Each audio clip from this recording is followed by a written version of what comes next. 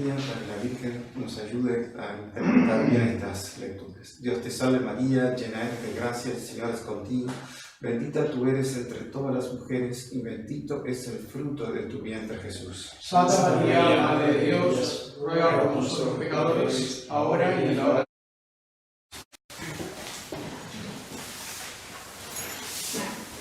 Como sabemos, Jesús usaba mucho las parábolas para ejemplificar una situación, muchas veces una situación espiritual o una situación social del pueblo judío, que luego iba a ser el pueblo elegido en el Nuevo Testamento, que es la Iglesia Católica.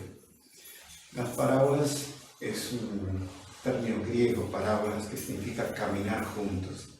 O sea, es un cuento, una historia que es parecida a la realidad, pero que es más suave para que la persona acepte la lección que Jesús quiere dar con esa historia.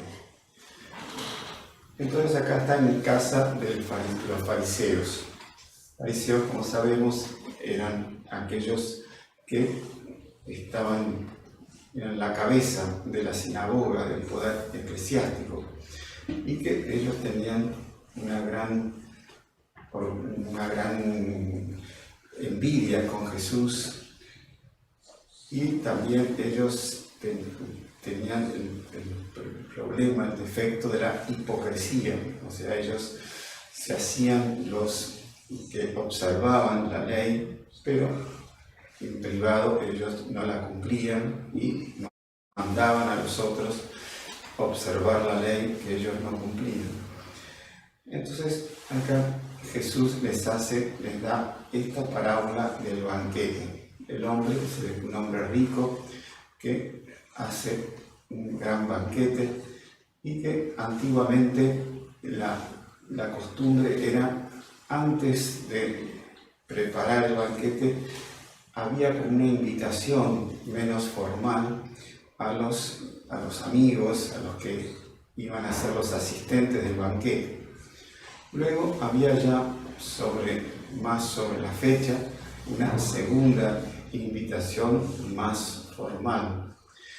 Y aquí vemos esa segunda invitación, en que ya era para dar los detalles, a qué hora iba a ser, distintas cosas, no conozco mucho cómo eran los banquetes, salvo de algunas cosas que Monseñor Junclá fue comentando de cómo eran, que eran medios abiertos, el público podía entrar al banquete, eran en forma de U, la mesa, y las personas se reclinaban sobre unos sofás para que mientras comían también ellos podían descansar, porque la movilización en esa época era a pie. Entonces una ocasión también de descanso de las piernas. Bueno, aquí en esa invitación los invitados les dicen: acabo de comprar un campo y tengo que ir a ver. Otro: acabo de comprar varias yuntas de bueyes y tengo que probarlos. El otro: me acabo de casar y no puedo. Son pequeñas disculpas comparados con esa gran invitación que hace el dueño de casa. Son como caprichos, manías que estas personas tienen. Una podría ser, interpretando la primera respuesta: acabo de comprar un campo. El apego a las riquezas, el apego a las cosas materiales, que nos impiden aceptar las invitaciones que Jesús nos hace para la vida de la gracia, la vida de la fe. El otro: las yuntas de bueyes, que tienen que probarlas. Es aquellos que viven en una autosuficiencia. Son aquellos que lo único que les interesa son las cosas que ellos pueden hacer, y lo otro no interesa. O sea, como que se bastan a sí mismos y no necesitan de la ayuda de los otros. Y luego, el que se acaba de casar, bueno, podríamos compararlo al mundo, a los apegos a las cosas del mundo. Entonces, ahí el dueño, irritado, le dice al sirviente, recorre enseguida las plazas y las calles de la ciudad, trae aquí a los pobres, lisiados, a los ciegos y a los paralíticos. Pobres acá en el sentido de que son aquellos desprendidos de las riquezas, desprendidos de las cosas materiales, que no hacen de las cosas materiales el fin de su vida. Los lisiados, los ciegos y los paralíticos, aquellos que necesitan de la ayuda del otro. El ciego necesita a alguien que lo guíe, el paralítico de un bastón, los lisiados también. Entonces son aquellos que no son orgullosos, que no son autosuficientes, que piden ayuda a Dios o ayuda a los otros. Luego dice el Señor, tus órdenes se han cumplido y aún sobreayudan. Y ahí dice, ve a los caminos, a todos aquellos que están fuera completamente del radio de la ciudad. Y dice, en la traducción latina dice, compele intere, o sea, acá dice, insiste a la gente para que entre. La traducción es más, dice, obligarlos a entrar. Esta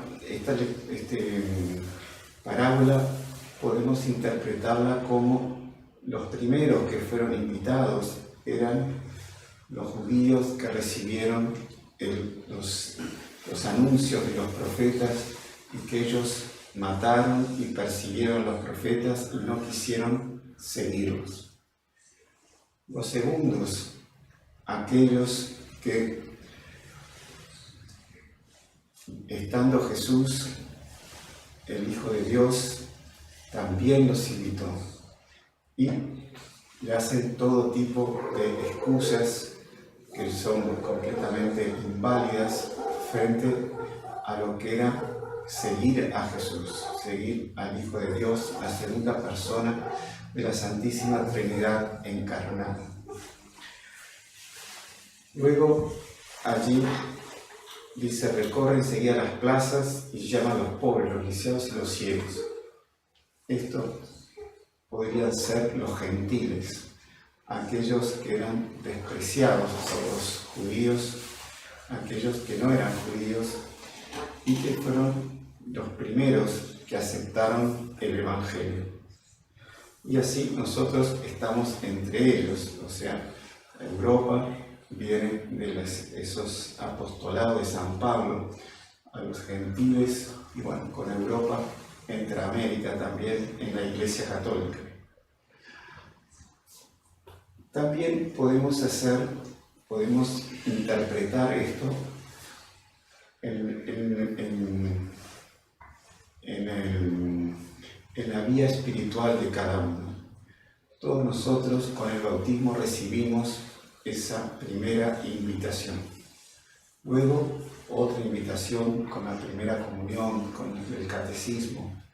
Luego, cuando se nos empezó a abrir la vocación hacia la santidad, unos por el lado religioso, otros por el lado del casamiento, pero continuamente Dios nos está llamando a dar pasos en la línea del progreso espiritual. Y esos pasos nos cuestan, exigen un sacrificio, pero luego, si aceptamos ese sacrificio, tendremos un banquete, tendremos una gracia más grande, una alegría mayor en nuestra alma, un amor hacia Dios y hacia las cosas de la fe mayor, un deseo de rezar y de la vida de piedad también mayor.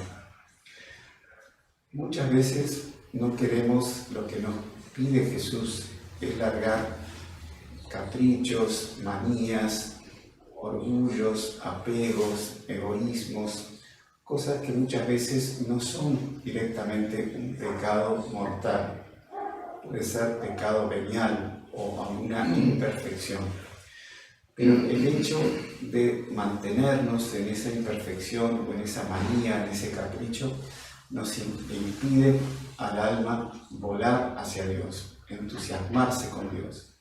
Es un poco como los globos aerostáticos que la persona, para ganar altura, tiene que ir tirando esas bolsas de arena, el lastre, y así el globo va ganando altura. O sea, en la medida que nos vamos desapegando, ya sea o del egoísmo, o de los apegos, o del orgullo, o de esas manías, nuestro globo va subiendo y el aire es más puro, el panorama mucho mayor, mucho más amplio, los horizontes se amplían y bueno, ahí se da lo más bonito del vuelo del globo. Entonces, así también tenemos que hacer nosotros. Todos los días Dios el Espíritu Santo nos está invitando a dar pasos en la línea de la santidad. Y si encontramos algún obstáculo, pidamos también al Espíritu Santo por intermedio de la Virgen para discernir qué paso tenemos que dar. A veces tenemos que discernir entre una cosa buena y una cosa mejor, que nos cuesta mucho. En general, cuando nos cuesta mucho, es algo que nos indica que es el camino que tenemos que elegir. Que nos dé ese discernimiento y también nos dé esa fuerza para desapegarnos de esas cosas que nos impiden volar hacia Dios. Pidamos todo esto a la Santísima Virgen, la esposa del Espíritu Santo, que ella diga a su divino esposo que mande esas gracias de conversión y de desapego y de humildad y de pedido de fuerzas de Dios a Dios para romper con esos caprichos, esas manías, esos apegos que nos alejan de Dios. Pidamos todo a través de la Virgen. Ave María,